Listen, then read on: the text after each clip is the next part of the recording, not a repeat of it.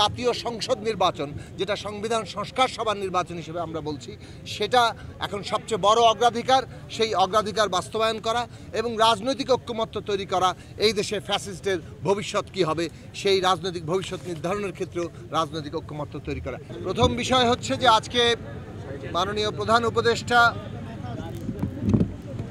জাতীয় ঐক্যমত্য কমিশনের চেয়ারম্যান হিসেবে উপদেষ্টা মণ্ডলী, সংস্কার কমিশনগুলোর প্রধানদের সহ রাজনৈতিক দলগুলো এবং শিক্ষার্থীদের যে সংগঠন তাদের প্রতিনিধিদেরকে আজকে ডেকেছেন এবং সেই আলোচনার মধ্যে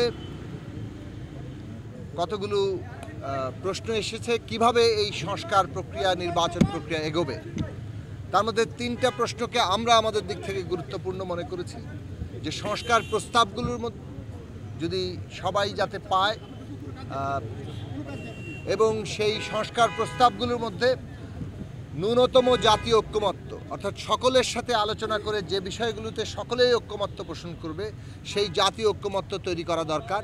এবং সেই ঐক্যমত্যটাই, অর্থাৎ ওই যে সমস্ত প্রশ্নে সকলে ঐক্যমত পোষণ করবেন সেটাই জাতীয় সনদ আকারে, ন্যাশনাল চার্টার আকারে সেটা আমাদের সামনে আসতে হবে।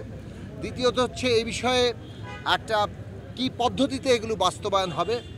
আমরা আমাদের দিক থেকে বলেছি যে সংবিধান সংস্কার সভার নির্বাচনের মধ্য দিয়ে একটা টেকসই ব্যবস্থা হিসেবে যাতে এটা প্রতিষ্ঠা লাভ করে এই সংস্কার, সেই দিকে সরকার এবং সমস্ত পক্ষগুলো যাতে বিবেচনায় নেয় সেই আহ্বান আমরা জানিয়েছি।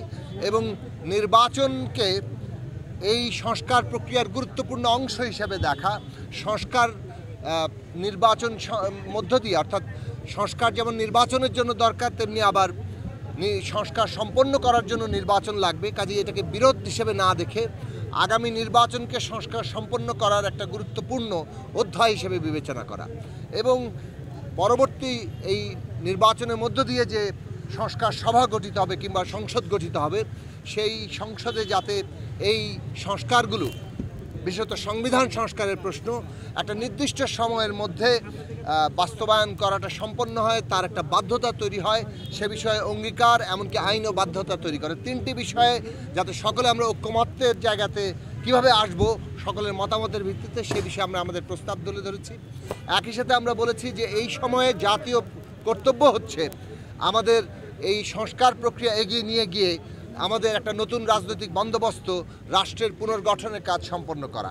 সেদিক থেকে জাতীয় সংসদ নির্বাচন, যেটা সংবিধান সংস্কার সভার নির্বাচন হিসেবে আমরা বলছি, সেটা এখন সবচেয়ে বড় অগ্রাধিকার।